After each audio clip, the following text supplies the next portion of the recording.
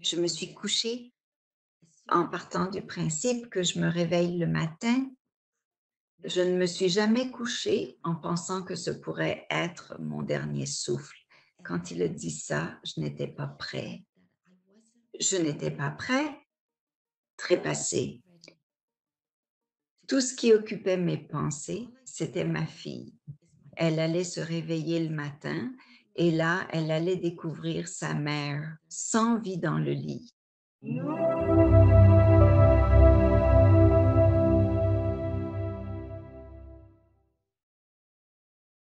Je suis ravi d'accueillir dans l'émission Anna Christina. Comment ça va, Anna? Je vais bien, merci de votre accueil chaleureux. Alex, merci beaucoup d'être venu à l'émission. Comme je te le disais avant de commencer, j'ai reçu de nombreuses personnes ayant frôlé la mort. Tu es une première pour moi et nous ne dévoilerons pas tout de suite le sujet.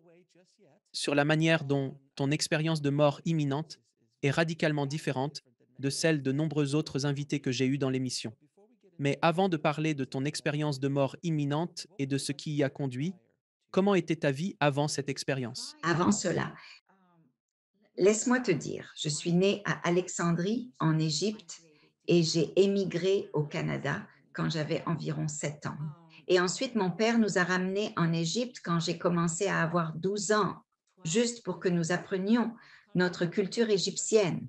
Là-bas, j'ai eu des difficultés avec la langue arabe. Mon éducation était en anglais et en français. Alors mon père a engagé un tuteur, Sam, dont nous sommes finalement tombés amoureux, et je suis retournée au Canada, mais nous sommes restés en contact. Et environ 4 ou 5 ans plus tard, nous voulions nous marier.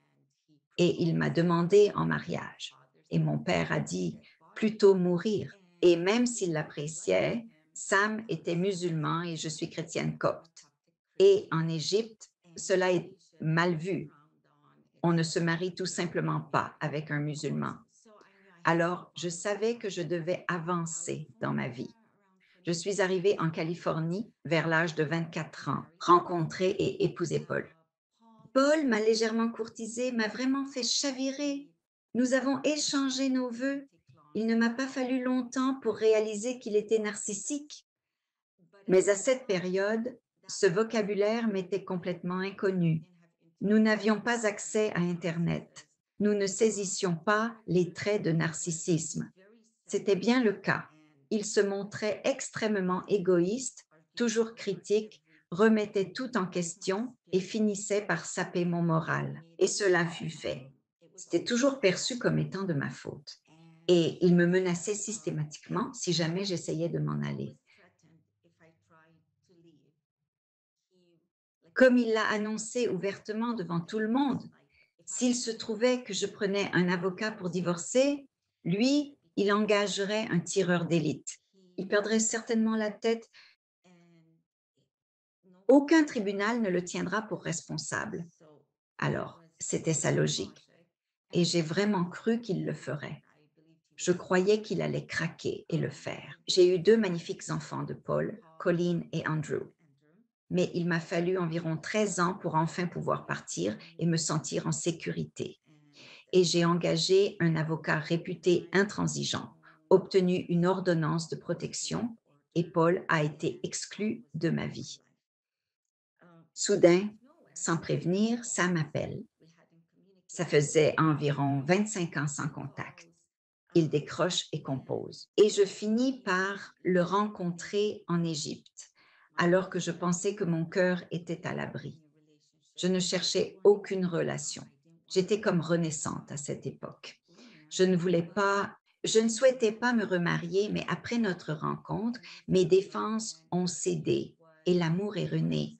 Il incarnait ce que je recherchais dans ma grande vulnérabilité. Paul était très distant. Ce n'était tout simplement pas un bon mariage et finalement, nous nous sommes mariés. À cette époque, cela n'avait pas d'importance qu'il soit musulman et que je sois chrétienne, car j'ai vu que le chrétien, le copte, me traitait vraiment mal. Alors j'ai pensé, Dieu m'a envoyé ce gentleman et nous nous sommes mariés. J'habitais en Californie. J'étais celle qui subvenait aux besoins, car j'étais la directrice financière. Sam ne maîtrisait pas la langue, alors il était plutôt du genre casanier. Je l'ai soutenu. J'ai soutenu ces enfants en Égypte tout au long de leurs études de médecine et de dentisterie et nous avons mené une belle vie. C'était, disons simplement qu'il était un génie, mais aussi un sociopathe. Mais les gens m'enviaient, c'est certain. Mes amis m'enviaient pour la façon dont ils me choyaient, me traitant comme une princesse, avec tous les à côté.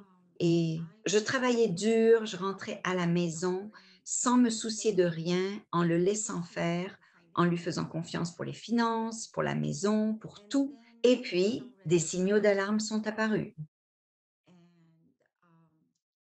J'ai commencé à voir notre compte s'épuisait vite.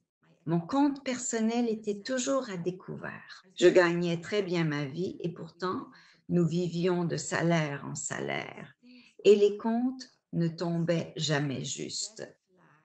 Donc, ces signaux d'alarme étaient là, m'ont poussé à commencer, réévaluer tout cela et ensuite décider que nous devons nous divorcer. Et finalement, convenu d'un divorce à l'amiable que nous avons déposé en décembre 2008 et au-delà. C'était tout. Jusqu'à présent, ma chère, tu as déjà beaucoup enduré. Dans cette histoire jusqu'à présent, et il semble y avoir un schéma chez les hommes que vous attiriez d'une manière ou d'une autre universellement ce qui se passait pendant ce temps. Je suppose que c'était des leçons. Nous attirons tous parfois ce genre de personnes. J'ai beaucoup de gens. Mes parents, mes grands-parents, les membres de ma famille attirent des personnes qui sont là pour nous enseigner des leçons, je suppose. C'est une affirmation juste, n'est-ce pas? Oui, je pense que c'est juste. J'apprends sur le narcissisme. Ils s'en prennent aux personnes qui réussissent à travers leurs partenaires, tel un trophée. Ce qu'ils font, c'est ils ne peuvent pas, quand ils ne peuvent pas atteindre notre niveau, ils nous rabaissent à cause de leurs insécurités pour descendre au leur. Et je ne savais pas alors que c'était un trouble de la personnalité. J'espérais qu'il changerait. J'ai prié pour sa transformation. J'ai sollicité l'aide de tous les prêtres et évêques, cherché du soutien à l'Église, y compris des séances de conseil conjugal. Tout ça pour les enfants, car je ne voulais pas envisager le divorce. Ce n'est pas quelque chose que nous prenions à la légère à l'époque et aussi dans notre communauté. Mais il n'a jamais pu changer. Il était simplement tel qu'il était. Alors, le sociopathe émerge de nouveau, s'attaquant encore une fois aux personnes vulnérables, femmes ou hommes, tous, et je ne savais pas ce qu'est un sociopathe. Ces termes de vocabulaire m'étaient auparavant inconnus, mais j'ai fini par apprendre plus tard qu'ils sont des caméléons. Ils seront la personne que vous voulez qu'ils soient. Ah, et je me souviens quand j'ai rencontré Sam après toutes ces années. Il était exactement l'homme parfait que j'attendais. Je ne me souviens pas. C'est celui dont j'étais tombée amoureuse quand j'étais jeune. Mais tout à coup, il l'était, auditeur attentif, charmant, de parfaits gentlemen. Et plus ils sont brillants, plus ils le sont, effectivement. Il existe des sociopathes, mais il y a différents degrés. Et les plus brillants parmi eux sont ceux qui peuvent persister longtemps. Et nous sommes dupés, nous sommes aveuglés, nous sommes trompés. Et vous en tirez donc des leçons. Il est dommage qu'il soit présent uniquement pour prier. Oui, sans aucun doute.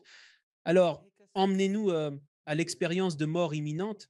Que s'est-il passé, ma chère? C'est en décembre 2008 que nous avons pris la décision de demander le divorce à l'amiable. Et puis il m'a demandé s'il pouvait rester dans la maison, chez nous, environ 3 semaines, jusqu'à ce qu'il trouve un autre endroit.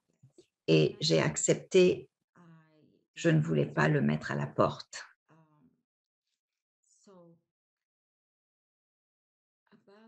Il n'a pas fallu longtemps après notre dépôt de dossier que j'ai commencé Missing Children. Tout mon corps souffrait à un tel point que j'ai été diagnostiquée avec de la fibromyalgie. Mais mon corps ne Je n'avais jamais ressenti cela auparavant. C'était comme si un bus m'avait écrasé encore et encore, comme si ce n'était pas juste un réveil avec ça. La pire partie, c'était les maux de tête. J'ai commencé à avoir ces maux de tête qui ils ne disparaissaient pas et étaient tellement atroces que même le simple fait de cligner des yeux était douloureux. C'était comme si je devais choisir de rester soit avec les yeux fermés toute la journée, soit essayer tant bien que mal de les garder ouverts. Et je lui ai demandé de m'emmener aux soins d'urgence, mais il a refusé. J'ai enduré cette situation pendant environ une semaine et finalement, il a accepté de m'emmener aux soins d'urgence. Là-bas, ils n'ont procédé à aucun examen médical. Ils se sont contentés de dire: «Oh, vous attrapez probablement la grippe», m'ont donné un antidouleur et m'ont renvoyé chez moi. Alors, les antidouleurs ont soulagé les douleurs dans mon corps. Puis, Sam a commencé à me donner ses médicaments pour la tension. Je n'avais pas de problème de tension, mais il a commencé à m'en donner. Et d'une manière ou d'une autre, la pression dans ma tête a commencé à diminuer et j'ai pu de nouveau fonctionner avec des douleurs, mais pas.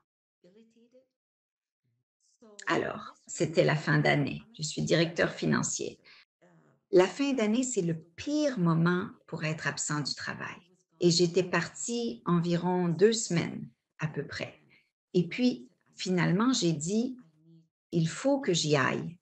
Je dois m'occuper des affaires. Et le 8 janvier, alors que je conduisais pour aller au travail ce matin-là, j'ai eu une vision. Alors que je conduis maintenant, Alex, je n'ai jamais de vision. Je ne suis pas quelqu'un qui a des visions. Et tout à coup, je vois cette vision. Et dedans, il y a quelqu'un qui meurt. Dans ma famille proche, c'est comme c'est la mort. Et je vois, mon cher, mon frère, mon grand frère, je vois mes deux sœurs là-bas. Mais je ne trouve pas Steve, mon petit frère, qui est né avec un handicap mental. Et c'est en fait pour lui que nous sommes venus au Canada, car nous cherchions de meilleurs soins de santé pour lui. Et je me suis dit, c'est un avertissement de Dieu qu'il va arriver quelque chose à Steve et que je dois aller le voir. Je me suis souvenu, il y a environ un an, Alex, ma mère était malade et elle m'appelait, mais j'avais un engagement important. Il y a un an, Alex, ma mère était malade et m'appelait. Pris par un projet crucial à l'entreprise dont j'étais responsable, je ne pouvais partir. J'ai repoussé ma visite jusqu'à finir le travail. Le jour où j'ai achevé ce beau projet, son 80e anniversaire, je l'appelle pour dire que j'avais mon billet. On m'a alors dit qu'elle était tombée dans le coma ce matin-là et elle n'est jamais sortie de cet état comateux. Alors, c'est le plus grand regret de ma vie d'avoir mis le travail avant la famille. Alors, quand j'ai eu cette vision de mon frère, je n'ai pas voulu prendre de risques. J'ai senti que Dieu m'envoyait un avertissement et je suis allée au bureau, j'ai tout arrangé pour pouvoir partir. J'ai dit que je devais voyager. J'ai appelé Sam, je lui ai dit que mon frère était malade et que je devais aller en Égypte. Il a dit d'accord. Et j'ai dit, c'était vendredi. Je lui ai dit que je partirais soit samedi, soit dimanche. Je le tiendrai au courant. Et j'ai commencé mes réunions avec mes subordonnés en essayant d'organiser les choses, de déterminer ce que j'emporterais avec moi et ainsi de suite.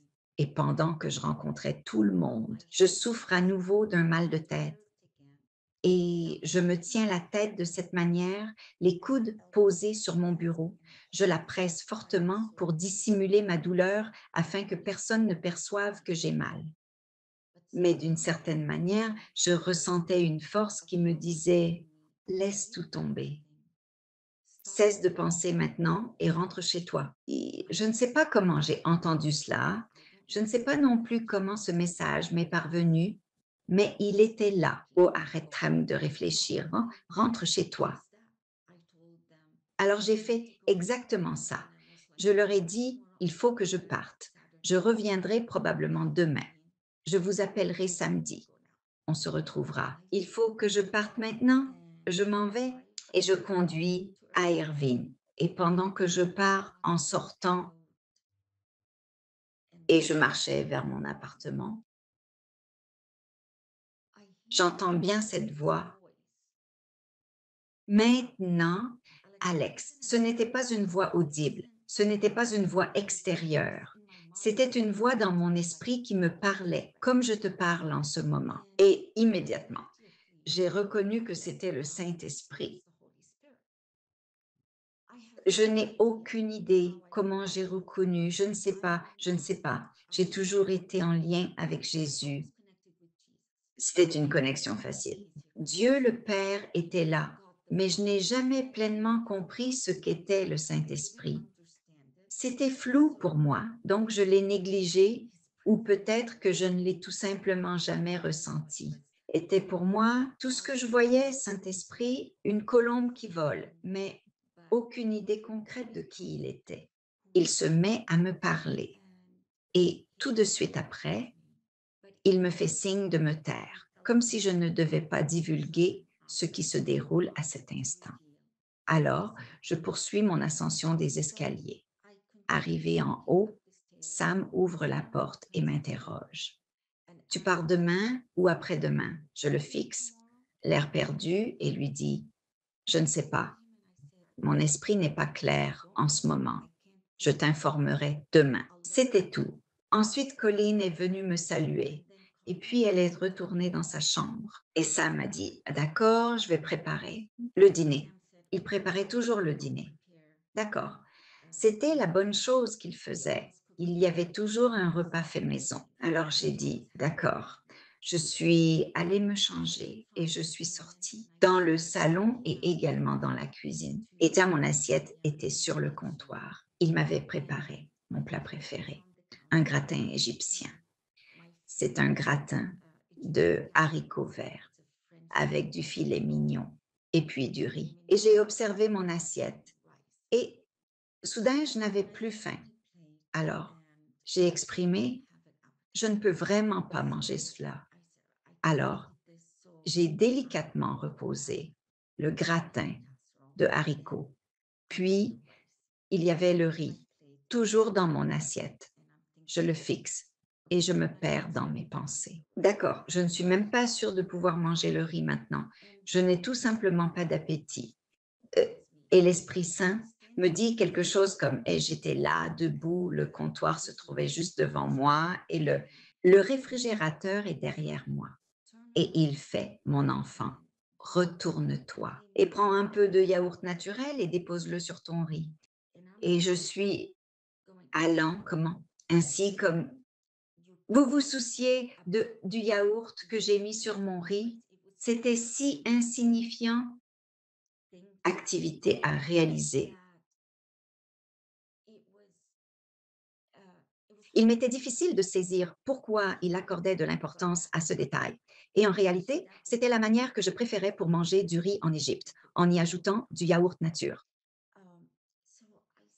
Je lui ai dit, ça te préoccupe de yaourt posé sur mon riz.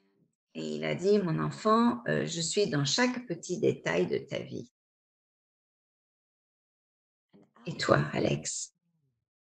Quand j'ai entendu parler de cela, je me suis sentie vraiment idiot de l'avoir manqué. J'avais 49 ans à ce moment-là et je l'ai complètement raté cette fois-là. Et là, je viens de l'apprendre à l'instant. Je ne comprends pas ce qui se passe.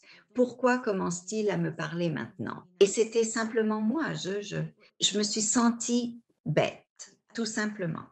Et j'ai pris mon assiette et je me suis assise sur le canapé et j'ai commencé à manger. Et il me parlait, il y avait du dialogue. Et je me souviens, il a fait une plaisanterie. Il avait vraiment un sens de l'humour incroyable. Je ne me rappelle pas de la blague. J'aurais aimé m'en souvenir. Mais j'ai commencé à glousser. Et Sam était là, assis, et il m'a vraiment regardé avec surprise.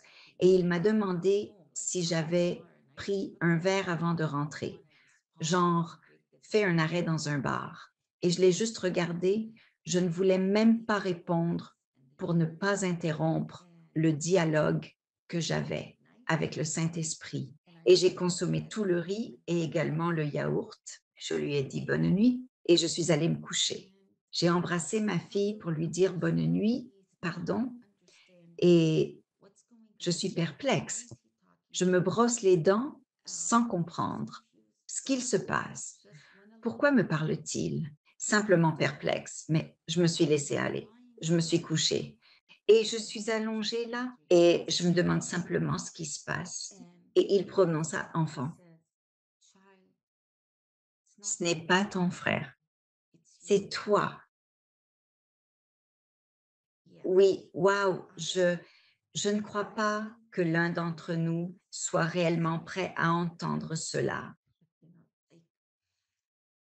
Je me suis couchée en partant du principe que je vais me réveiller demain matin. Nous, je ne me suis jamais couchée en pensant que cela pourrait être mon dernier souffle. Quand il a dit que je n'étais pas prêt, trépassé. Tout ce à quoi je pouvais penser, c'était ma fille qui se réveillerait le matin et qui découvrirait alors sa mère sans vie dans son lit. Et cela m'a brisé le cœur. C'était lourd. Ça m'a brisé le cœur d'apprendre que la souffrance qu'elle s'apprête à subir. Et je suis juste, ne l'acceptant pas toutefois, essayant de l'accepter. Puis finalement, il part. Ensuite, il me rappelle un rêve que j'avais fait il y a de nombreuses années, où je rêvais de Jésus. Et c'était Colline, Andrew et moi, et nous marchions tous ensemble aux côtés de Jésus. Dans cette magnifique prairie, nous nous tenions tous par la taille. Nous rions tous ensemble. Et il avait ses bras enlacés, Colleen et Andrew. Chacun le tenait fermement par la taille et il les maintenait tout aussi étroitement. Et moi, j'étais là avec eux et j'étais encore perplexe. Je me souviens bien quand je me suis réveillée ce jour-là de ce rêve étrange, essayant de saisir comment nous trois avons pu descendre avec succès et à garder notre équilibre. Et ce, sans nous en mêler les pieds. Mais cette nuit-là, alors qu'il me rappelait ce rêve, c'était comme si tout devenait réalité. Tu es ici, mais j'avais l'intention d'y être en esprit. Mais il les possède réellement. Et c'est lorsque je me suis rappelée de ce rêve et que j'ai pris conscience qu'il les détenait. J'étais d'accord pour lâcher prise. J'étais d'accord. J'ai dit d'accord. Ils sont sous sa garde. Alors cela me convenait bien et donc j'ai accepté le fait que ce soit moi-même. Et puis il fait, mon enfant, tu vas partir en voyage et tu reviendras pour être mon ambassadeur. Et juste après qu'il eut dit cela, c'était comme, oh, ce n'est pas grand-chose, je peux le faire. Ça semble agréable. Ça semble vraiment agréable. Un voyage, j'adore voyager. Pourquoi pas? Je reviendrai et je serai l'ambassadeur. Et pour être honnête avec toi, Alex, je ne partage pas ça avec beaucoup de gens. L'ego, j'ai un peu cette grandeur et je m'imagine avec cette grosse tête, tu sais, les cônes, ce film avec les cônes, et je marchais à Times Square et je savais tout et seulement les ambassadeurs pouvaient se voir entre eux. C'était tout simplement fou. L'ego entre en scène. Tu te dis, oh, je suis l'ambassadeur de Jésus. Oh, je suis incroyable. Regarde-moi, je sais tout. Je suis l'ambassadeur de Jésus. Waouh, c'était incroyable, c'est incroyable. Le Dieu très haut, c'est vraiment formidable. Alors je me suis dit, d'accord, je suis capable de le faire. Qu'est-ce que tu désires que je fasse? Et il me répond, mon enfant, j'ai besoin que tu arrêtes de penser. Je vais le faire. Quoi? Arrête de penser. D'accord, je peux faire ça. Et j'ai essayé d'arrêter de penser, mais tu serais surpris à quel point c'est difficile d'arrêter de penser. J'ai continué à essayer de fermer mon cerveau, mais je ne pouvais pas m'empêcher de me demander, ai-je arrêté de penser? Est-ce que je pense encore? Je trébuchais sans cesse sur mes propres pensées et j'avais l'impression qu'il allait dire: «Allez, arrête de penser». Il a été si patient avec moi et finalement j'ai atteint cet endroit où j'ai cessé de penser et je me suis allongée là, puis il a remarqué que j'avais cessé de penser. Alors, il a agi. D'accord, mon enfant, j'ai besoin que tu fermes les yeux et peu importe ce qui se passe, ne les ouvre surtout pas. J'ai dit, d'accord, mais il a répliqué, non, peu importe la situation, tu ne dois pas les ouvrir. D'accord, je ferme les yeux, c'est ça? Oui, et dès que je les ferme, une lumière vive est entrée dans la pièce. Alex, c'était bien lui. Ça, une lumière jamais vue auparavant, elle semblait plus qu'une lumière. C'était une présence, celle de Dieu le Père. J'ai ressenti cette présence. Maintenant, je sais que je ne suis rien. Pourquoi en serait-il autrement? Mais c'est ce que j'ai ressenti, une puissance supérieure. J'ai gardé les yeux fermés et tout de suite, la fenêtre à ma droite a commencé à trembler et on aurait dit un tremblement de terre, mais je pense que c'était un tremblement de terre juste dans ma chambre. Mais les fenêtres ont commencé à se briser comme bouger. Et puis soudain, mon cœur a commencé à palpitant, il a commencé lentement. Ce n'était qu'une simple palpitation, puis cela s'est intensifié, de plus en plus intense et ça m'a terrifiée. La peur m'a envahie et au moment précis où la peur m'a submergée, tout s'est immobilisé. Mon cœur a arrêté de battre la chamade. La fenêtre a cessé de vibrer. La lumière s'est éteinte et le processus s'est complètement arrêté. Et là, je me dis, mince, j'ai fichu en l'air ma propre mort. Et lui, il me dit, il dit, mon enfant, celle-ci, tu ne peux pas la rater. Il me faut juste que tu te détendes davantage. Et j'ai dit, d'accord, je peux le faire. Et il fait, d'accord, j'ai besoin que tu arrêtes de réfléchir à nouveau. Et il m'a guidée à travers le processus et j'ai dû recommencer. J'ai arrêté de réfléchir. Il m'a rappelé en disant, ne ouvre pas tes yeux, ah, garde-les fermés, ne les ouvre sous aucun prétexte. J'ai obéi. Juste après avoir fermé les yeux, la lumière est revenue et j'ai ressenti cette même présence. Les fenêtres se sont remises à trembler. Mon cœur s'est mis à palpiter. Puis c'est devenu plus fort et encore plus fort. Et cette fois, parce que je connaissais le processus, je n'ai pas eu peur. Alors j'ai continué à l'endurer, mais ça devenait de plus en plus intense. Comme si je pensais, c'est comme ça qu'on meurt d'une crise cardiaque, comme si mon cœur était sur le point d'exploser.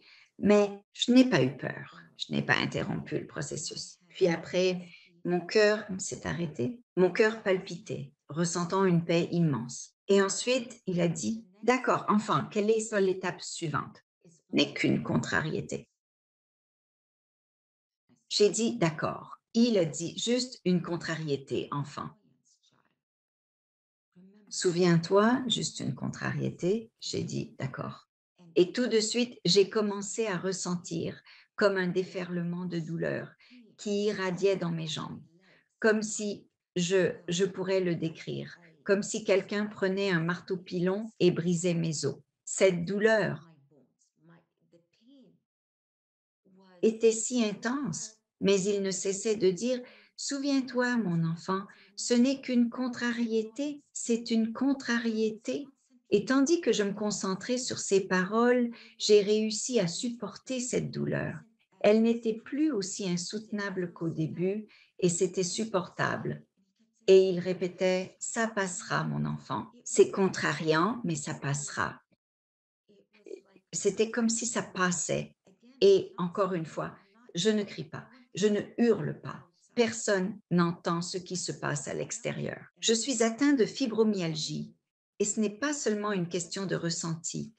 Je la vis vraiment, mais elle est tolérable. Sa présence était si réconfortante et ses mots d'encouragement si forts que les douleurs de mon corps semblaient s'effacer. Puis ensuite, la douleur a cessé et c'était toujours le cas.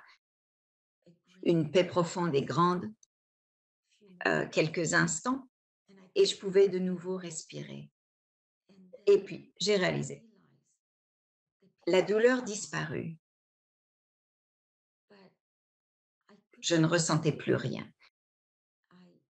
Je ne ressentais plus mes jambes. Je ne ressentais plus aucune sensation dans mon corps, de la tête aux pieds. Je me sentais engourdie, comme si je ne ressentais rien, et je suis en train d'essayer de comprendre et je pars. Suis-je paralysée? Et il a dit: «Oui, mon enfant, c'est le cas». Et moi je dis: «Non, non, non, non». Et il répond: «Je suis désolé, mon enfant». Je dis: «Puis-je déplacer mes jambes?» Et il répond: «Non, mon enfant». Puis-je bouger mon orteil? Il ne fait pas: «Non, mon enfant». Puis-je essayer à ma façon? Et il me dit: «Essaye, mon enfant».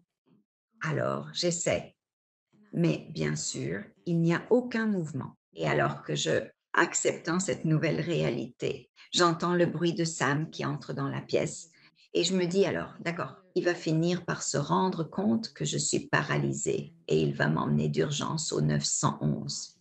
Mais il n'a rien remarqué du tout. Il a simplement dormi de son côté du lit, comme d'habitude. Nous avions un condo avec 2 chambres et même après avoir entamé la procédure de divorce, nous avions convenu que chacun dormirait de son côté parce que Colleen occupe la deuxième chambre. Et il est parti se coucher sans même remarquer ma présence. Et j'ai menti, allongé au lit, paralysé, mais conscient de la présence de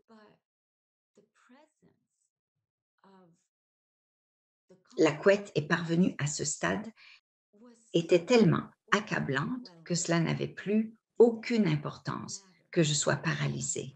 J'ai vécu la meilleure nuit de ma vie cette nuit-là. Je n'ai pas du tout sommeillé éveillé.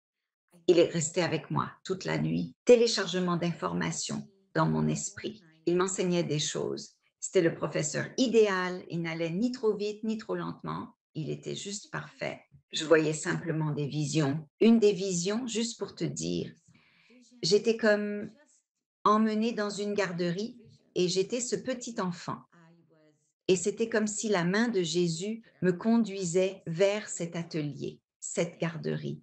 Et c'était un grand changement par rapport à cette année grandiose où je pensais tout savoir, à cet enfant que j'étais réellement dans le monde spirituel. Mais simplement des visions de tant de choses magnifiques durant toute la nuit. Et je ne voulais pas que la nuit se termine.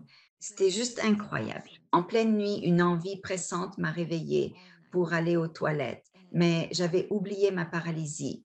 Incapable de me lever, j'ai dit: «Il faut que j'aille aux toilettes». La personne avec moi a répondu: «Vas-y, mon enfant». Pourtant, je ne pouvais pas bouger. Il a prononcé ces mots: «Vas-y, mon enfant». Et je me rappelle cette fois où j'ai mouillé le lit et il y avait tant de liquide qui s'échappait de moi. Je craignais de réveiller Sam avec toute cette eau qui coulait en sa direction, mais il n'a rien perçu. Et ensuite, vers l'aube, j'ai entendu Sam se lever puis il s'est dirigé vers les toilettes. Et là, je me suis dit: «D'accord, il va me remarquer, c'est sûr». Mais non, il est retourné se coucher. Je suis restée là, immobile, avec l'Esprit Saint, je crois. Encore 1 heure à peu près et vers 08 heures, il s'est levé. Je pouvais l'entendre se tourner à côté de moi et il s'est tourné vers moi et je pouvais l'entendre. Il appuie sur mon dos car j'étais tournée dos à lui et il demande: «Anna, Anna, tu es réveillée?» Et je ne réponds pas. Alors je pense: «Bon, il va finir par se rendre compte de quelque chose». Et puis il me fait basculer vers lui. Maintenant, mon dos repose sur le lit et il se penche au-dessus de moi. Il entr'ouvre d'abord un œil et je l'observe tandis qu'il le fait. Puis il relâche doucement la paupière et ouvre l'autre œil, me permettant de voir son visage tout près du mien. Après un instant, il ferme cet œil également. Puis, délicatement, il saisit un de mes bras, mais le relâche aussitôt, ce qui fait que mon bras retombe lourdement. Et ensuite, il attrape mon autre bras, procède de la même manière en le relâchant et ainsi mon bras retombe également. Et il est aisé de voir que quelque chose cloche chez moi. Ainsi, il se lève puis se dirige vers mon côté du lit. Je l'entends ouvrir un tiroir. Il prend des médicaments et il met un comprimé dans ma bouche. Maintenant, comme je suis paralysée, mes dents sont serrées. Donc, on ne peut rien mettre dans ma bouche. Alors, il a pris un comprimé et il le pressait entre mes dents et ça avait le goût d'un Xanax. Et là, je me demande pourquoi il me donne du Xanax le matin, alors que je suis déjà, genre, toute molle. Et puis, avant de me donner le Xanax, il a commencé à retirer mes bijoux, ma bague en diamant, mon or. Et je pense, mais pourquoi fait-il ça? Oh, il se pourrait qu'il ne désire pas que cela se perde à l'hôpital. C'est vraiment très gentil. Et puis Adam, tu es tellement gentil, je suis vraiment désolé. Je déteste rire de cela, mais tu es si gentil. Tu n'as toujours pas saisi ce qui se passe. Exactement. Je lui laisse le bénéfice du doute. Alors, il met le Xanax et après le Xanax, il prend une pastille à la menthe et il la met dans ma bouche. Et encore, il ne la place pas entre mes dents. Il la laisse juste là.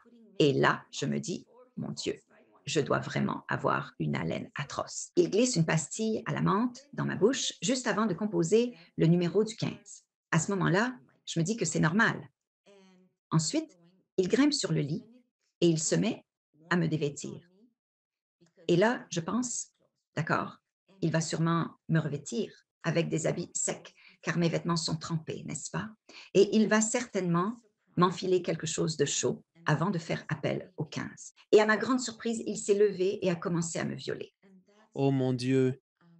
C'est à ce moment-là, il n'y a pas de mots pour décrire la sensation que l'on ressent lorsqu'on est violé et que l'on est inerte, paralysé, impuissant. Pour moi, il était semblable à un chien.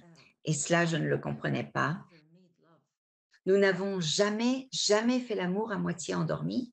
Ça n'avait aucun sens pour moi, ne pas comprendre ce qu'il faisait. Il se lève ensuite.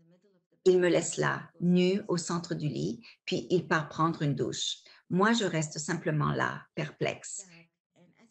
Il revient. Et pendant qu'il revient, je peux entendre la douche. Ce n'était pas une douche. J'entendais comme un flot plus puissant, comme s'il remplissait maintenant une baignoire. Pour moi, ouais.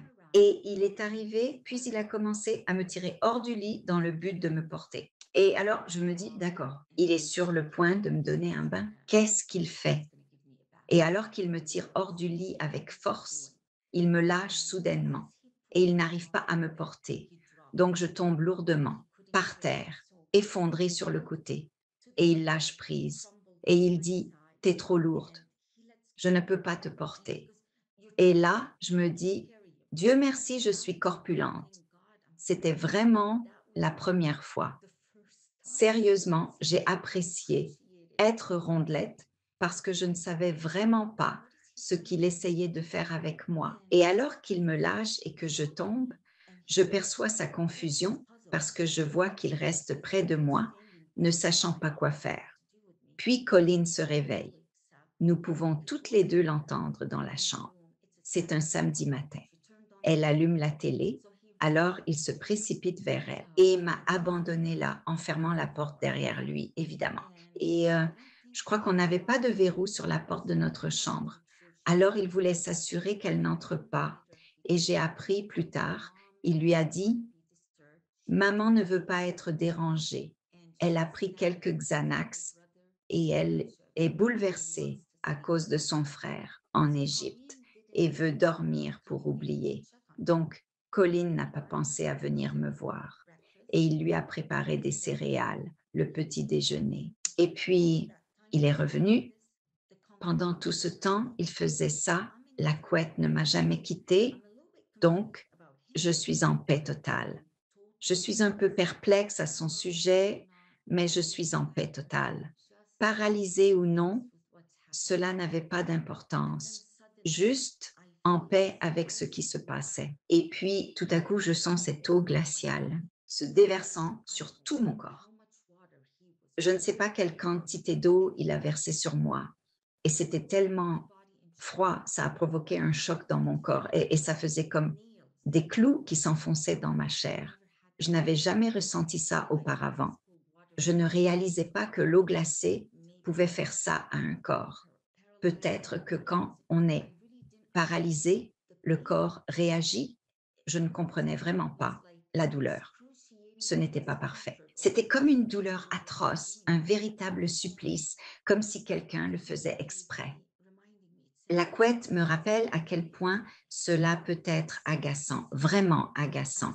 Et dès qu'il a prononcé ces mots, j'ai eu une vision soudaine de la main sacrée de Jésus. À côté de moi, il n'y avait que sa main. Et elles étaient martelant, transperçant, un clou dans sa main. Quand j'ai aperçu ce clou qui s'enfonçait lentement dans sa main, mon malaise n'était rien comparé au sien.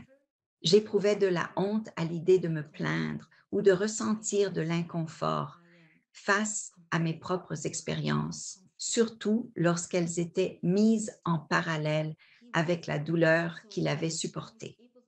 Ainsi, j'ai trouvé la force de tenir bon. C'était comme si, comme d'accord, c'est d'accord.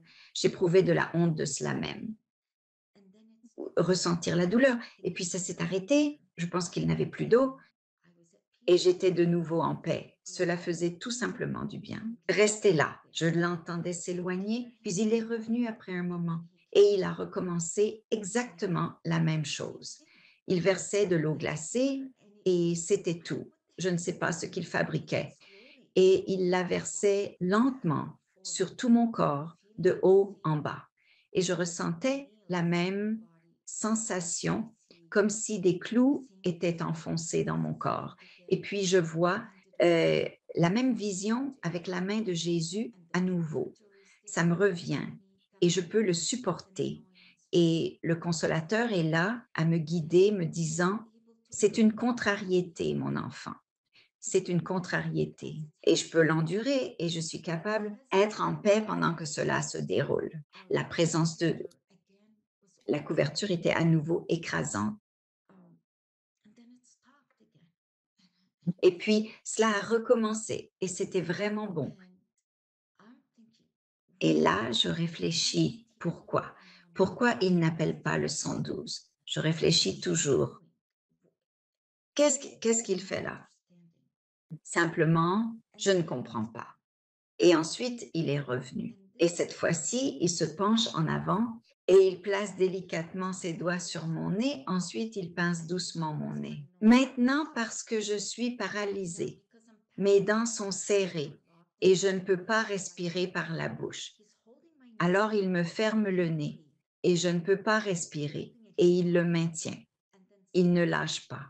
Et puis, soudainement, un réflexe s'est produit et j'ai fait comme ma bouche s'est juste ouverte. Et dès que ma bouche s'est ouverte, il a lâché. Pris de panique, il s'est précipité hors de la pièce et c'est à ce moment-là, je me suis souvenu de mon assurance vie d'1 million de dollars. Je n'avais pas annulé cela quand nous avons déposé les papiers du divorce. Je n'ai pas pensé à annuler l'assurance vie. Il était bénéficiaire de 500 000 dollars et mes enfants ont reçu l'autre moitié. Et c'est à ce moment précis que je m'en suis rappelée. Je me dis alors, cela ne va probablement pas bien finir. Il est de retour. Il répète le même geste une fois de plus. Il se penche vers moi, me pince délicatement le nez et tente de le maintenir ainsi aussi longtemps qu'il le peut. Je commence à respirer profondément et soudain, ma bouche s'entr'ouvre à nouveau. Ce n'est qu'un simple réflexe. Puis, il lâche prise. Il prend la fuite et il est perdu, ne sachant que faire de moi. Et je suis allongée là, encore pas d'inquiétude, pas de stress, aucune crainte. Peu importe ce qu'il entreprenait, le résultat était constamment décevant. Mais j'étais en train, une telle paix intérieure grâce au Saint-Esprit, que rien de tout cela n'importait, absolument rien. Il est revenu chez lui et cette fois-ci, il a encore pincé mon nez, mais il a posé ses mains avec douceur, y compris ses 3 autres doigts, sur ma bouche. Ainsi, il serrait mon nez et couvrait ma bouche tout en étant tendre. Je me souvenais qu'il n'appuyait pas fort. Et à ce moment précis, je ne pouvais pas ouvrir la bouche, je ne pouvais pas respirer. Et mes poumons ont commencé à se dégonfler. Et je savais, c'était la fin. Il n'y avait aucune échappatoire. J'étais finie. La douleur causée par l'asphyxie.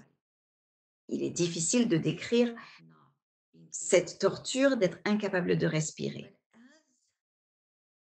Mais comme je suis en train de suffoquer, je vois la main du Christ, mais cette fois, il est debout, mais je ne peux voir que jusqu'à ses genoux.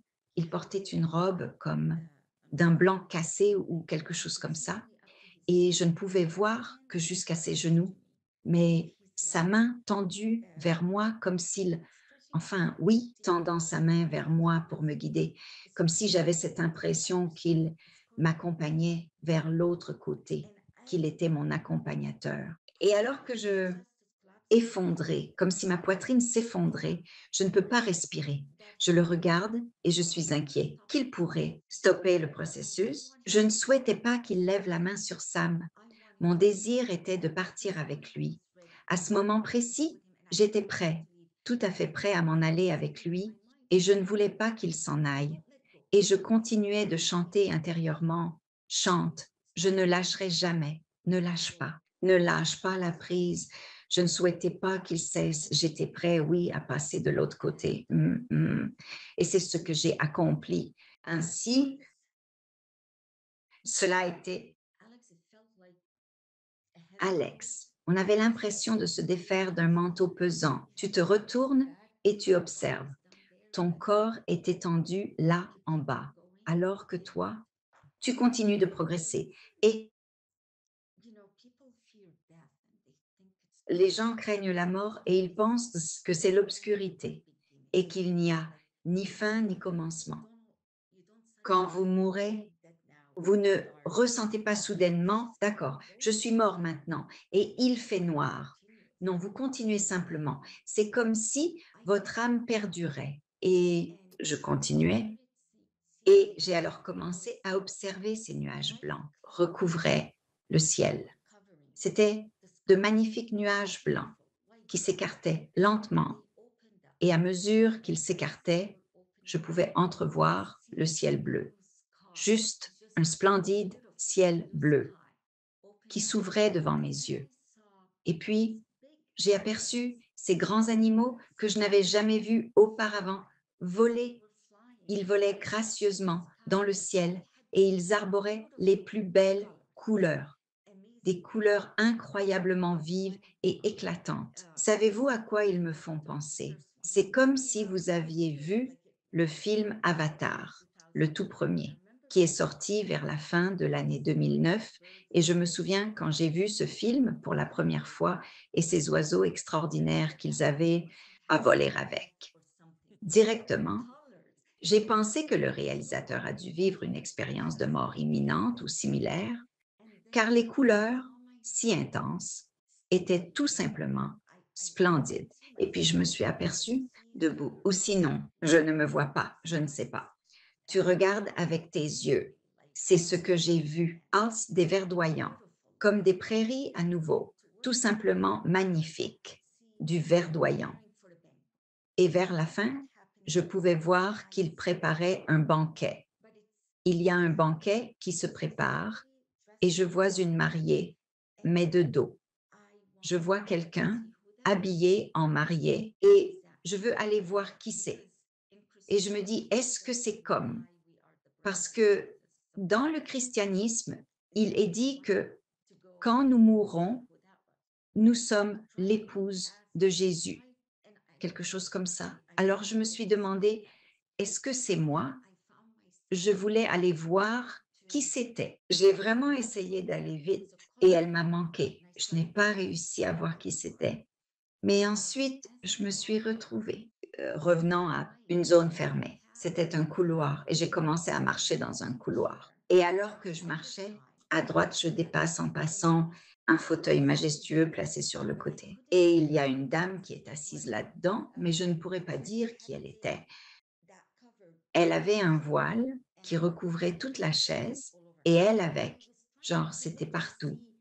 Et j'essayais de voir, de discerner qui c'était. Je n'arrivais pas à distinguer, à identifier qui c'était. Et en passant à côté d'elle, là, je vois quelqu'un. Et je me demande qui est-elle donc? Et elle a dit, c'est la plus pure de toutes. Et je m'en vais. D'accord? Et je continue mon chemin. Et ensuite, j'arrive à une porte. Et devant cette porte, je vois ma mère et elle n'avait pas d'avenir. C'était un corps de lumière, mais immédiatement, j'ai reconnu que c'était ma mère. Nous nous connaissions bien. Tu as reconnu cela. Et simplement la voir là, c'était comme si, simplement magnifique qu'elle m'ait saluée et je suis entrée. Je ne me souviens pas de l'avoir enlacée. Toi, relis-toi. Et elle m'a accueillie dans le couloir et nous avons continué à marcher. Et ensuite, j'ai aperçu ma sœur Nadia. Elle était un autre corps lumineux. Et en voyant Nadia dans le ciel, était considérée la plus belle. C'était la chose la plus tragique car Nadia avait mis fin à ses jours à l'âge de 35 ans. Je me suis toujours demandé où elle se trouvait. Vous savez, en religion, on vous enseigne, si vous vous suicidez, c'est un acte de meurtre et vous irez en enfer. Et ce n'est pas vrai. En fait, elle était là. Elle était là lorsqu'elle s'est suicidée. C'était une profonde dépression qu'elle avait. Et nous avons là-bas un Père aimant. Il ne nous juge pas de la manière dont le monde juge et la voir était simplement. J'étais essoufflée. Elle m'a emmenée dans une pièce. Nous avons laissé ma mère dehors. Elle m'a conduit dans une autre pièce et je marchais avec elle. Et je ressentais cette joie qui a commencé à m'envahir. Ça, c'était trop. C'était tellement intense que j'ai commencé à me plaindre à elle. Et je lui dis, Natia, je suis complètement submergée. Je ne sais pas quoi faire. Je ne sais pas comment le gérer. C'est bien trop pour moi. Comme c'est ridicule, n'est-ce pas? Je me trouve à me plaindre d'une joie qui m'accable. C'est que je suis devenue si habituée à l'accablement, la tristesse et le stress maintenant. La joie est trop intense à gérer. C'était fou et je me plains à elle parce que c'était trop. Et puis elle m'a regardée et elle a dit, Anna, avec Jésus, ça devient toujours meilleur. Et moi, je me demande comment ça peut encore s'améliorer. C'était quelque chose que je ne pouvais pas comprendre. C'était, et je suis sortie avec elle et nous sommes arrivés dans le couloir où se trouvait maman. Et là, mon père était là, debout avec ma mère. Et mon père avait été tué dans un accident de voiture lorsque j'avais 22 ans. Et je ne sais pas, on ne se remet pas vraiment. Perdre quelqu'un de manière si soudaine dans un tragique accident. Et je me souviens, je me rappelle toujours, revécu son accident parce que c'était vraiment un terrible accident, une collision frontale avec un poids lourd. Et j'ai toujours revécu sa douleur ou sa peur, l'instantanéité, ou tout ce qui s'est passé ces derniers moments. Ça me torturait. Mais le voir là, c'était juste incroyable. Et me voilà maintenant debout ici entre ma mère, mon père, ma sœur et nous. Nous communiquons. Nous ne faisons pas que parler. Nous échangeons réellement. Et après cela, Naji lance, vite, tout le monde, on a un banquet avec Jésus. Et moi, Je fais quoi? Dis-je. Quoi? Vous allez avec quoi? Vous allez avec Jésus. Comme si c'était si simple d'aller à un banquet avec Jésus. C'était irréel pour moi. C'était tellement surréaliste. Ils ont commencé à y aller. Mais je ne suis pas allée avec eux. Je ne sais pas pourquoi, mais ça ne devait pas se faire. J'ai fini par aller dans une autre pièce et lorsque je suis entrée dans cette pièce, tout au fond, j'ai vu un homme. Ce n'était pas une silhouette faite de lumière. J'ai pu reconnaître distinctement son corps. Il était d'un âge très avancé, ses cheveux étaient blancs et il en avait peu. Et il était ainsi le regretté. Corolos, je pense que c'était le sixième. Il fut le pape orthodoxe copte qui est décédé, un homme extrêmement humble et d'une grande douceur, une âme si merveilleusement belle, et je l'ai reconnu tout de suite en lui. Il pose son regard sur moi et me demande: où étais-tu donc passé, timide? Où t'étais-tu? Maintenant, je regarde en arrière. Je suis en train de partir. Ah, et moi, je ne sais pas vraiment. Tu sais, on aurait pu dire que j'étais comme appelée. Je fréquentais l'église Calvary et je parlais comme un petit enfant parce que depuis que j'ai épousé un musulman, j'ai délaissé l'église copte orthodoxe et nous allions ensemble à Calvary et à cette dénomination chrétienne. Donc, je lui ai fait savoir que je fréquentais Calvary et il fait: «Pourquoi mon enfant? Pourquoi?» Et je l'ai dit: «Je n'ai pas trouvé grand-chose. Compassion et acceptation». Ce qui est tout à fait logique puisque c'était moi, je l'ai fait. Il m'a regardé et demandé: «Comment t'appelles-tu, mon enfant?» Et je lui ai dit mon nom égyptien. Alors Anna Marie, Anna Christina, c'est mon nom de plume. Mais je lui ai dit mon nom égyptien et il a demandé: «Qu'est-ce que cela signifie, mon enfant?» Et le sens de mon nom est compassion. En égyptien, il a dit: «Tu cherches à l'extérieur ce que nous avons besoin, mon enfant. Il n'y a pas de temps. Tu es ce dont nous avons besoin. Dépêche-toi, enfant. Il n'y a pas de temps à perdre.» Et il m'a expulsée en me poussant dehors avec force. Je m'en vais. C'est comme, d'accord. Il me mettait à la porte. Et alors que je m'en vais, je repars par le même couloir et voilà la chaise vide. La chaise que j'avais vue occupée, maintenant sans personne, un voile dessus. Là, je demande: que s'est-il passé pour celle qui était là? Où est-elle allée? Et quelqu'un me répond: elle est partie faire une course. Là, je pense: mince, même au paradis, il y a des courses. Trop mignon. Alors j'ai dit: «D'accord» et j'ai continué mon chemin et à ce moment-là, j'étais genre sélectionnée, mais ensuite et j'ai soudainement commencé à voir un visage qui m'était révélé dans une vision et c'était bel et bien le visage de Jésus, mais il se révélait vraiment, en effet. Il recouvrait, il révèle l'œil et lentement juste dévoile le nez. Et tout ce que je voyais, c'était le visage. Et pendant qu'il le révélait, je me souviens, son nez était plutôt long et je réfléchis, honte à moi, comme cette façon que j'ai de stéréotyper. Juif, n'est-ce pas? Simplement parce que j'aperçois ce long nez et je ressens de la honte pour ce que j'imagine. Il doit être juif.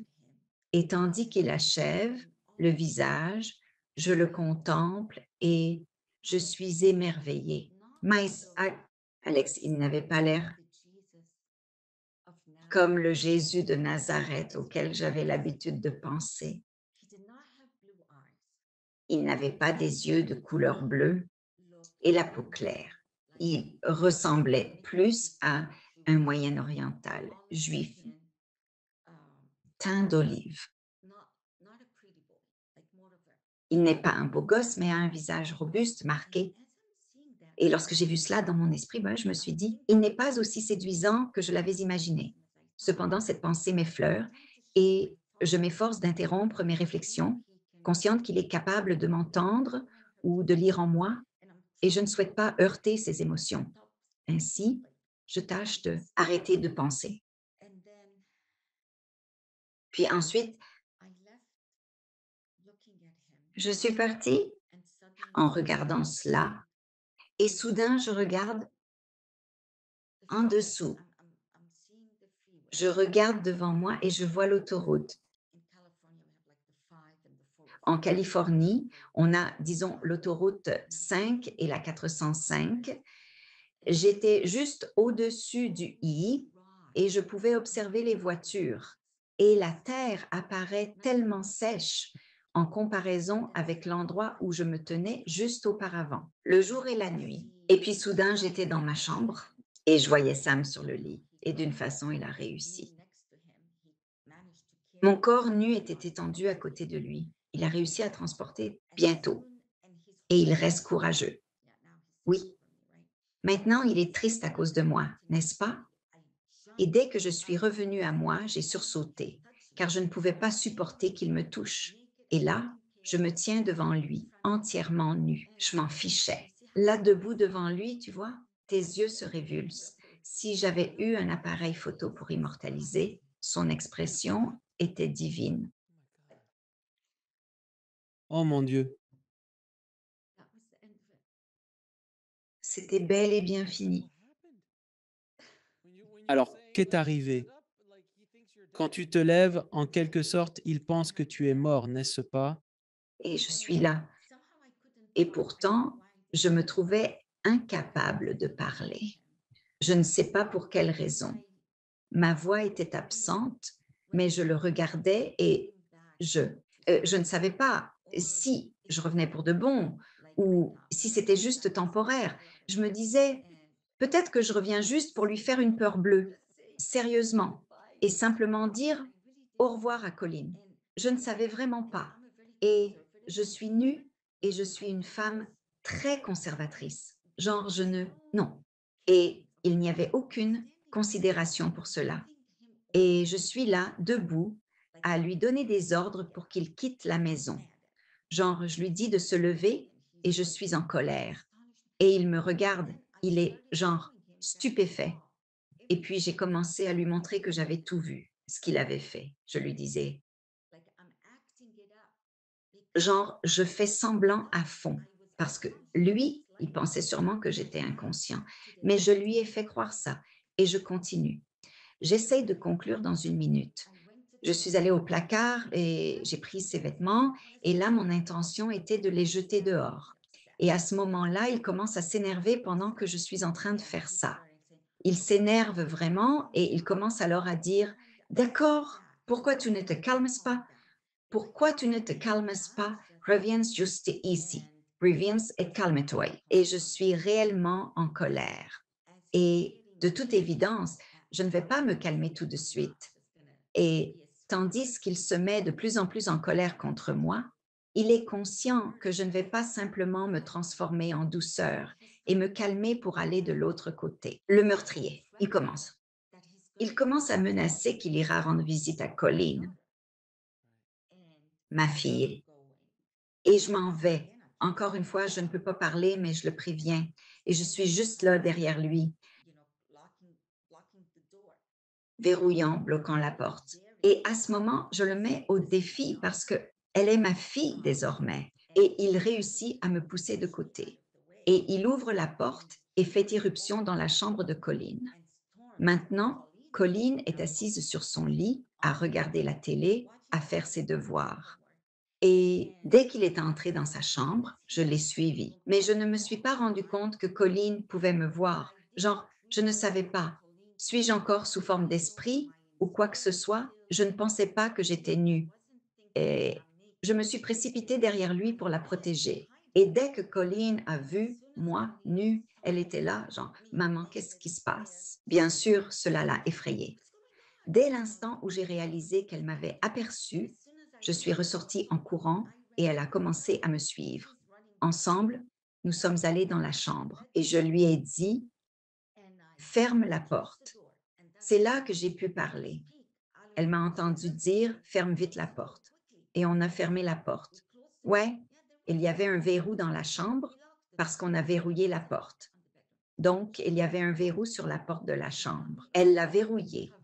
Elle m'a apporté une robe, m'a couverte et maintenant il frappe à la porte. Et je lui ai dit, et elle ne comprend pas. Elle ne nous a jamais vus en pleine dispute. Elle n'a jamais rien vu. À elle, comme Sam chérissait sa mère, personne ne pouvait deviner qu'il y avait des querelles entre eux. Et pendant un certain temps, elle m'a protégée. Mais tant de choses se sont passées. Alex, donc, après cela. La police a été convoquée sur les lieux. Personne ne me croirait jamais. Je n'étais plus paralysée. Il n'y avait aucun signe de tentative de meurtre ou de quoi que ce soit d'autre. Les enfants n'arrivaient pas à le croire. Je ne cessais de dire, il a tenté de me tuer et personne ne voulait le croire. Et ils sont tous là. Et lui, il pleure là-bas. Elle fait une crise de nerfs. Elle travaille tellement dur. C'est une directrice financière. Lui, c'est comme cet animal. À ce stade, je dois sembler complètement folle. Mes cheveux ébouriffés ont blanchi depuis que je suis passée de l'autre côté. En peignoir, on dirait vraiment. Pas à quoi je ressemble maintenant. Et les enfants ne me croient pas, car ils ne l'ont jamais vu me faire du mal. Da. Excusez-moi, ils sont en train d'appeler une ambulance pour m'examiner. Ils ont affirmé avoir vérifié tous mes signes vitaux et ils ont constaté que j'étais solide comme un cheval. J'étais d'une robustesse remarquable. Je suis revenue en pleine forme. Je me rappelle lors des tests quand ils vous demandent de tirer sur leurs doigts. D'habitude, je n'arrive presque pas à tirer. Je l'ai déséquilibré. Et je l'ai aidé à se relever et il s'est retrouvé sur ses pieds. C'est à ce moment-là qu'il a dit, cette femme est forte comme un cheval. Et ils étaient perplexes, ne sachant pas quoi faire de moi. Ils envisageaient de me laisser là. Ils étaient indécis. Et la police a dit, eh bien, madame, nous pouvons vous emmener à l'hôpital pour faire d'autres examens. Nous ne pouvons rien faire d'autre. Et c'est comme, d'accord, emmenez-moi à l'hôpital. Juste, j'en ai besoin pour sortir de. Et ensuite, ça s'est aggravé ensuite, direction hôpital. J'étais là. Je le vois, il arrive à l'hôpital maintenant. Il est devant ma porte. Il porte un costume avec une écharpe. C'est l'homme d'affaires. Et moi, je suis le fou, épouse dedans. Je raconte l'histoire ainsi. Un travailleur social est venu le matin pour me poser des questions. Ils m'ont observé toute la nuit. Ils ne me laissaient pas tranquille. Le matin, un travailleur social arrive et dit, Madame, savez-vous pourquoi vous êtes ici? Je réponds, oui, mon mari a tenté de me tuer. Alors, sans attendre, elle compose le numéro de la police. Deux agents se présentent. L'un d'eux est persan. Il est sur le point de lui parler. Et l'autre personne, c'était ce grand bonhomme-là,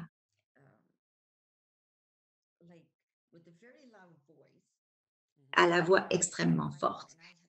Il est entré dans ma chambre et je m'étais endormie avant leur arrivée. Et il fait, Madame, nous devons vous interroger.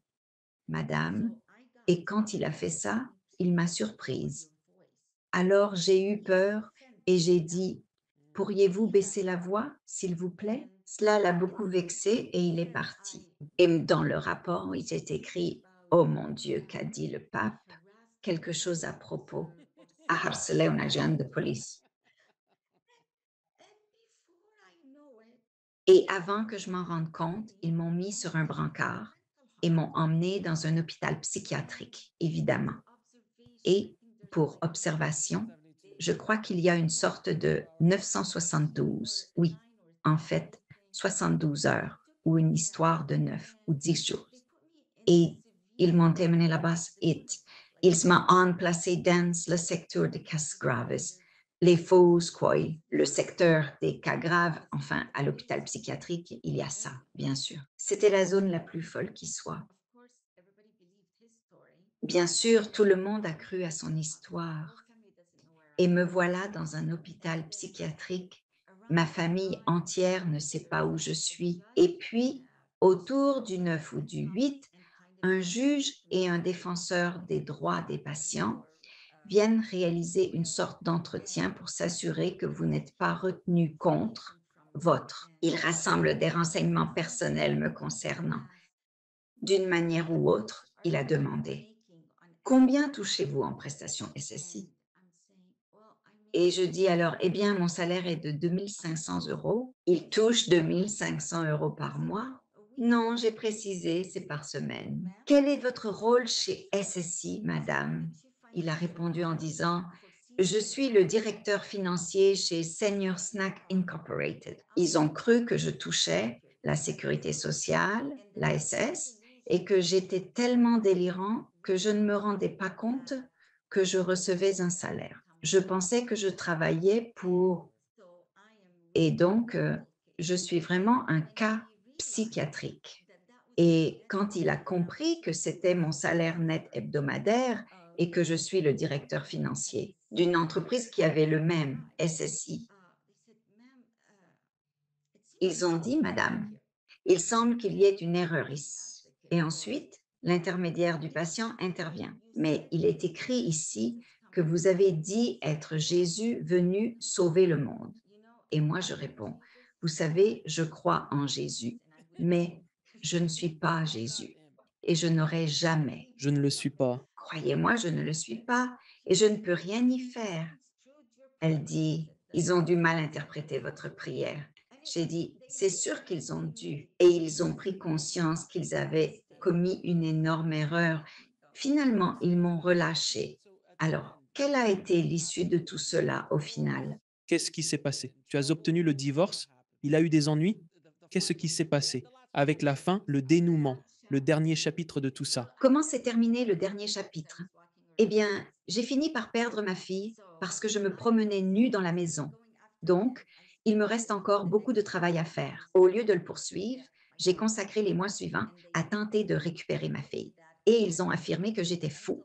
Elle se trouve dans un hôpital psychiatrique. Elle est dénudée. Il m'était impossible de la voir sans être accompagnée d'un surveillant. Oh mon Dieu! J'ai donc mis toute mon énergie là-dessus et ils ne voulaient pas croire que j'étais une victime.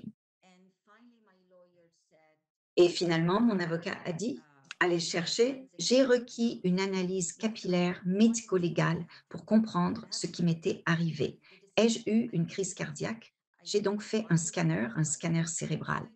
Pourquoi étais-je paralysée? Je voulais percer le mystère de ces événements. Et puis, lors de l'analyse capillaire médico-légale, nous avons découvert que... Voulez-vous savoir ce que nous avons découvert? S'il vous plaît, je suis à cran. Je suis sur des charbons ardents. Je veux dire, ne me donnez pas les termes techniques. Dites-moi quelque chose que tout le monde peut comprendre. D'accord. Alors, la lettre vient du médecin. D'accord. Je vais vous lire la lettre. Allez, s'il vous plaît. D'accord. J'ai reçu des rapports de laboratoire qui indiquent des quantités très élevées de plusieurs métaux lourds dans l'analyse de ses cheveux, ce qui est cohérent avec une toxicité potentiellement induite par un empoisonnement. Ces anomalies comprennent un niveau de mercure qui est 60 fois supérieur au seuil de déclaration. Le sélénium, 69 fois le seuil, et le thallium, 49 fois le seuil. Le plomb, 280 fois le seuil. Le bismuth, 40 fois le seuil. Et ce qui est le plus inquiétant, c'est le barium qui est 2750 fois supérieur à la limite. Les symptômes qu'elle a décrits, qui étaient présents en même temps pendant son hospitalisation psychiatrique en janvier et perçus comme psychotiques, correspondaient à une toxicité causée par le barium ou éventuellement par le mercure. Ô Seigneur mon Dieu, D'accord, au moins ce rapport a eu pour conséquence de me ramener ma fille. Mais nous avons découvert ce qu'il a fait. Et ensuite, une fois que j'ai ramené ma fille, j'ai essayé de le poursuivre. Dès que j'ai eu ce rapport de laboratoire, je suis allée au commissariat, leur ai montré mon assurance vie, leur ai montré le rapport de laboratoire pour qu'ils puissent se rendre et l'arrêter. Ils ont dit que le détective me téléphonerait. Le détective m'a appelé quelques jours plus tard. Elle voulait savoir si j'avais un appareil photo pour filmer qu'il a mis du poison dans mon café. Et je me disais, si j'avais un appareil photo, je ne serais pas... je ne serai pas là en ce moment. Merci. Et elle me dit, eh bien, madame, il n'y a rien que nous puissions faire pour le moment. Mais je vous suggère de tenir un journal afin que si cela se reproduit, il y ait un historique. Et là, je me dis, quoi? Elle a classé l'affaire, ce qui me semblait illogique, jusqu'à ce que je vois Alex. J'ai alors lu le registre du comté d'Orange, le 17 juin de cette même année. Regardez donc ce que un rapport, c'est ce qu'il disait. Si l'on cherche la ville la plus sûre d'Amérique, alors sans doute ça doit être Irvine. C'était précisément là que la tentative de meurtre a eu lieu. C'étaient les forces de l'ordre d'Irvine qui étaient en charge.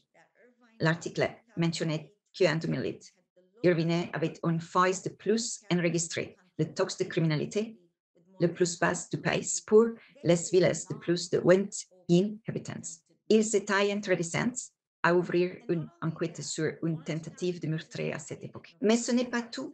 L'édition du journal Orange County Register, en date du 23 novembre de cette même année, 2009, positionnait Mission Viejo, la ville où se trouvait l'auberge où j'avais élu domicile, à la troisième place, ville la plus sûre du pays, et Irvine se classait quatrième au niveau national. Alors, vous vous demandez pourquoi elle a classé l'affaire avant même de l'ouvrir. Je n'ai même pas pu obtenir une ordonnance restrictive contre lui. C'était complètement fou. Il s'en est sorti ainsi. Waouh! Il s'en est sorti comme ça. Waouh! Alors tu as vraiment divorcé. Mais je suis divorcée. D'accord, Swanakotoptom. Cela a vraiment été une sacrée aventure pour moi et je suis convaincu pour tous ceux qui écoutent également, donc j'ai quelques questions. D'accord. Parce que c'est devenu un podcast sur les crimes réels, à bien des égards. C'est comme une expérience de mort imminente dans un vrai crime. Pour revenir à cette expérience de mort imminente, je vous prie de m'excuser après que vous soyez revenu. Avez-vous déjà eu des effets de cette expérience de mort imminente? Avez-vous ramené quelque chose, que ce soit une capacité à parler, des ressentis ou quoi que ce soit d'autre, de l'autre côté de quoi? Car vous semblez être absorbé par les affaires terrestres.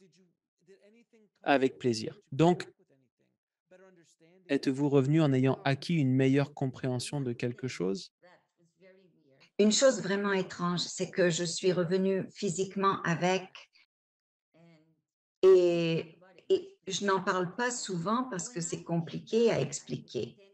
Lorsque je suis revenue et que je me suis retrouvée face à lui et je tentais de le mettre à la porte tout en faisant les 100 pas dans la pièce.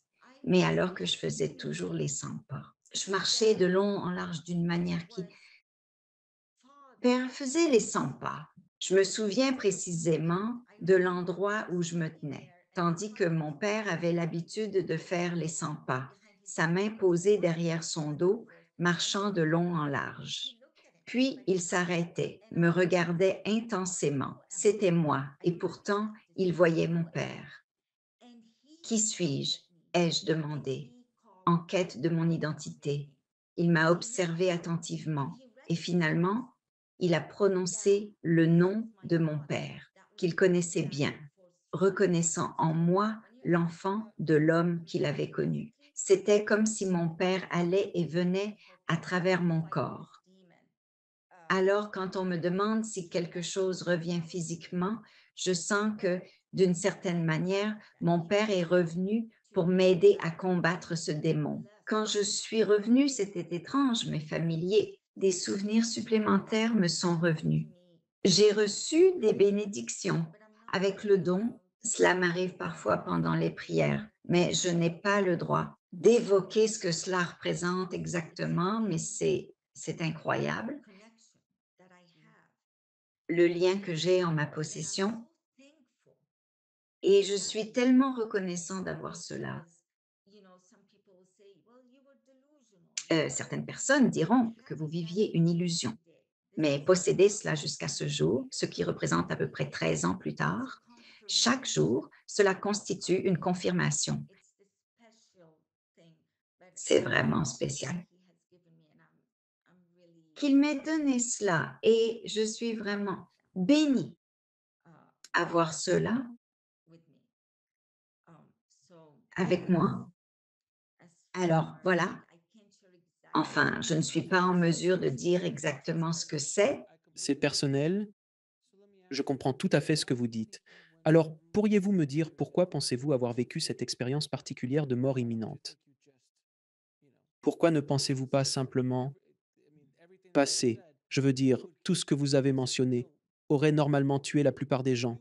Vous avez donc vécu une expérience de mort imminente. Je suis curieux de connaître vos pensées à ce sujet. Pourquoi cela vous est arrivé? Si vous avez une idée sur cette expérience très réelle de mort imminente. Oui, absolument.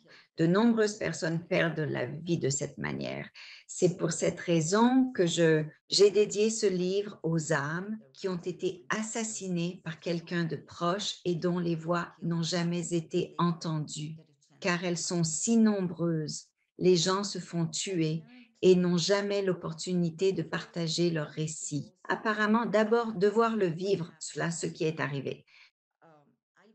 Je crois que Dieu a dû fermer mes yeux pour que je puisse voir ce que cet homme était vraiment. J'étais accro à cet homme. Lui, Jean, lui, et il voulait que je m'implique plus pour que je puisse comprendre sa vraie nature. Je n'aurais jamais imaginé que ceci représente cet homme. Il souhaitait donc que je voie par moi-même ce dont cet homme est capable et l'étendue de sa malveillance. Revenant juste après, ce que j'ai rencontré, ce n'était pas ce que j'ai vu de l'autre côté. J'ai l'impression que ce que j'ai vu de l'autre côté était comme la cerise sur le gâteau. C'était juste quelque chose de doux. Il m'a donné le processus de la mort. Ma rencontre, comme je l'appelle dans mon livre, ma douce rencontre avec la mort. C'était la rencontre avec la mort elle-même.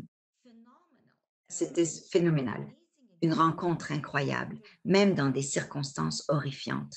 Et je suis convaincue que ce que Dieu a placé dans mon cœur, c'est le désir de partager avec des parents qui ont perdu un enfant dans des circonstances atroces. Ces parents revivent sans cesse les dernières heures ou les derniers instants de la vie de leur enfant, ou la torture qu'il a endurée, et ils se l'imaginent avec douleur. La douleur et la souffrance, la peur et l'anxiété, la solitude, tout cela fait partie de ce qui constitue un parent. Cela peut vraiment pas seulement briser votre esprit, mais aussi briser votre cerveau. Et cela peut vous hanter pour le reste de votre vie de ne pas avoir été là pour eux.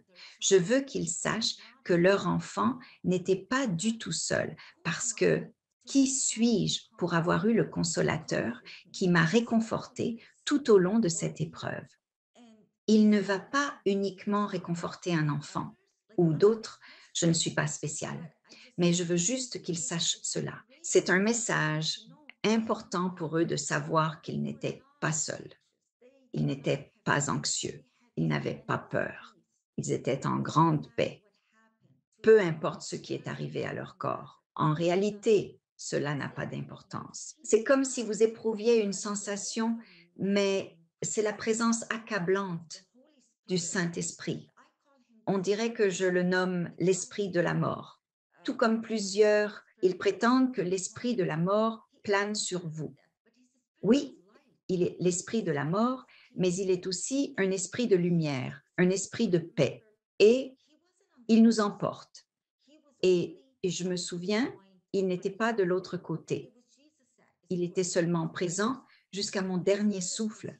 C'était Jésus qui m'a guidée vers l'autre côté. Le Saint-Esprit était là et il me procurait du réconfort ici. Et avoir cette connaissance, comme moi, les gens, quand ils entendent mon histoire, ils reçoivent une certaine consolation de savoir que leur enfant n'était pas seul. Alors, c'est peut-être pour ça, quand il a promis de revenir pour l'accompagner. Vous savez, on ne discute pas souvent du Saint-Esprit. Il y a de nombreuses discussions sur Jésus et Dieu, mais le Saint-Esprit est moins mentionné. Et le fait qu'il m'ait dit être présent dans chaque détail de ma vie, cela signifiait posséder cette connaissance. Comme je le sais, de nombreuses personnes vont le rencontrer sur leur lit de mort. À ce moment-là, il se révélera. Mais hélas, ce sera trop tard. Je suis tellement bénie d'avoir cette connaissance de son partenariat avec moi. Il est devenu mon véritable âme sœur. Il est devenu mon meilleur ami dans tant de détails. Par exemple, je ne peux pas, Alex, je ne peux pas concevoir ma vie sans lui. Je refuse de vivre une minute sans sa présence. C'est comme si Dieu m'enlevait l'Esprit Saint, je voudrais qu'il me retire aussi le souffle. Voilà, je me sens incapable d'affronter la vie sans son soutien. Son partenariat est extraordinaire. Il est tellement un être adorable. Il est juste, waouh, mon cœur, je suis désolée. Je l'aime tellement. Eh bien, et moi, je vous suis vraiment reconnaissante de m'avoir raconté cette histoire et de l'avoir partagée avec mon public, car elle est pour le moins unique dans les archives de ce que j'ai pu faire et en parlant à des âmes merveilleuses comme la vôtre, tenter d'apporter espoir et réconfort au monde. Et j'espère que nous y contribuons un peu avec cette conversation.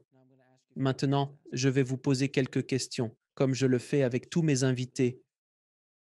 Quelle est votre définition d'une belle vie? Une définition de ce qu'est une belle vie.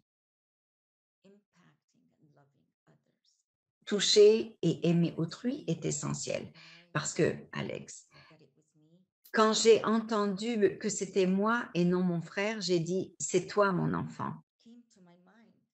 Ce qui m'est venu à l'esprit, ce n'était pas l'argent, le travail, ce n'était pas si j'avais assez vécu, mais c'eût été si j'avais assez aimé. Il s'agissait de vos proches. Il s'agissait de savoir si je les avais assez aimés, si je leur avais montré assez d'amour, si j'avais suffisamment aimé les autres, si j'avais eu un impact positif, une bonne influence sur la vie d'autrui. C'est bien de cela qu'il s'agit. Il ne s'agit pas de d'autre chose. Tout semble si dérisoire quand on est à l'article de la mort. Trop de stress. Toutes ces histoires de oh, mes factures, je dois nettoyer la chambre, je dois sortir les poubelles, envoyer. Tout a disparu. C'est tout parti. Des manteaux en vison et des diamants scintillants. L'individu qui a tenté de mettre fin à ma vie. La personne qui m'a volé de l'argent, celle qui m'a fait une queue de poisson sur la route, tout cela est désormais du passé. C'est du passé maintenant et on se sent vraiment idiot de ne pas avoir vu. Investi dans l'amour et la gentillesse, simplement incarner la bonté et le pardon ou même recevoir le pardon des autres. Je pardonne à cet homme, je pardonne à Sam et je lui pardonne car ça ne vaut vraiment pas la peine. Il ne mérite ni rancune ni amertume. Je l'ai effacé de mon existence. Je le remets entre les mains du Seigneur, que Dieu s'en charge. Je ne m'en soucie plus désormais. Sans ressentir d'amertume, d'angoisse ou de colère. Exactement, ça ne fait de mal qu'à toi. Ça n'en vaut pas la peine. Et il y a des gens qui disent, mais je ne peux pas leur pardonner. Comment fais-tu? Ils n'en valent pas la peine car finalement, ils ont poursuivi leur vie. C'est toi qui te consumes en y pensant. Et franchement, ça n'en vaut pas la peine. Non, ça n'en vaut pas la peine. Alors, ma prochaine question. Si tu pouvais revenir en arrière, dans le temps et discuter avec la petite fille qui serait à toi-même, quel conseil lui donnerais-tu, mis à part éviter ce type qui se nomme Sam, naturellement? À part cela, il y aura un homme présent. Il se nomme Sam. Éloigne-toi rapidement. Cool. Sais-tu quoi, Alec? En réalité, c'est une question fort intéressante. Je ne lui dirai pas de courir. Tu sais pourquoi? Car sans sa présence, je n'aurais jamais vécu cette magnifique bénédiction que j'ai eu la chance de rencontrer. Non, sans hésiter, je le revivrai. Je suis tellement reconnaissant pour toutes les bêtises que j'ai faites en grandissant, toutes les mauvaises décisions et pensant les comprendre. J'ai beaucoup échoué. J'ai pris de mauvaises décisions et j'ai fait confiance. Beaucoup. et j'ai perdu tant d'argent. J'ai travaillé dur. En fait, cette semaine est ma première. En fait, aujourd'hui est mon premier jour de retraite. Enfin, Je vous adresse toutes mes félicitations. je m'en vais. Assez. Mais j'ai travaillé dur toute ma vie et j'ai été exploitée parce que j'ai fait confiance. Mais c'est bon. C'est bon. Parce qu'au final, j'ai vécu ce que j'ai vécu. Et cette expérience, elle est inestimable. C'est inestimable d'avoir vécu cela, de revenir et de vivre la vie en sachant. Ce que je sais, parce que je vois la compassion de Dieu, je lui demanderai de le refaire simplement pour m'assister. Entendu, entendu. Pourriez-vous me donner votre définition de Dieu? Oh, la vache! Dieu est véritablement un amour infini et de la compassion et de la douceur et tout ce qui est bon, c'est Dieu. Tout ce qui est bon que nous connaissons, il est la bonté même, il est tellement doux, c'est juste. Il n'y a pas de mots pour décrire. Compris. Un Dieu d'une tendresse incroyable, aimant sans mesure, pour nous tous, pour chaque personne, chaque enfant, chaque être humain sur cette terre. Il ne se limite pas à aimer les chrétiens tout en délaissant les musulmans ou les juifs. Non, son amour s'étend à toute l'humanité, sans aucune exception. Chacun d'entre nous, et il pardonne. Et beaucoup d'entre nous sont perturbés et il y a beaucoup de gens mauvais dans ce monde. Il leur donnera des chances. Je pense qu'il le fera jusqu'au seuil de la mort. Il n'est pas là pour nous condamner. C'est entendu. Il est là pour nous aimer. Et quel est donc le but ultime de l'existence?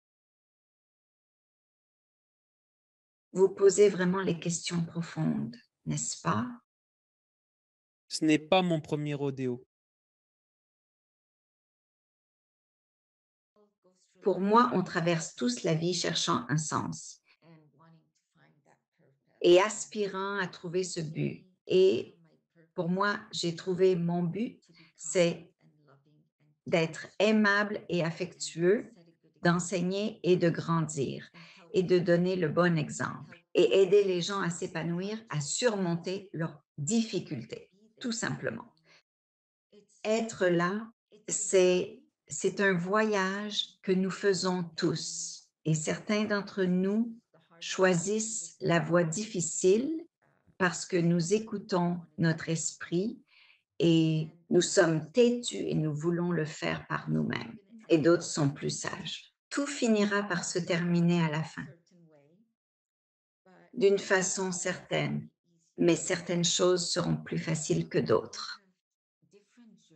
Nous avons tous des parcours différents, des buts différents. Il est difficile de dire qu'il n'y en a qu'un seul. Chacun est utilisé différemment. Chacun de nous est unique. Maintenant, où les gens peuvent-ils en savoir plus sur vous, votre livre et le travail que vous réalisez? J'ai un site internet, Anna Christina, net, donc s'ils y vont, ils peuvent trouver le livre et qu'ils décident de me suivre ou d'agir. Ils peuvent me contacter. J'aime beaucoup recevoir de leurs nouvelles. C'est la première année où je m'exprime publiquement et toucher davantage de personnes. Et j'adore recevoir des nouvelles de mes spectateurs. C'est incroyable et j'aime entendre comment mon histoire les influence. Pour moi, c'est tellement humble savoir que tout ce que j'ai vécu a apporté son soutien à quelqu'un d'autre dans les moments d'épreuve. C'est vraiment l'essentiel. Et s'ils n'ont pas les moyens d'acheter le livre, tendez la main. J'essaie de raconter toute mon histoire. Il y a plus de détails dans le livre, bien sûr, mais j'essaie de raconter de manière à ce que les gens n'aient pas à payer pour acheter le livre. Mais ils peuvent me contacter. Anna, je vous remercie infiniment pour cela. Auriez-vous un ultime message à adresser au public?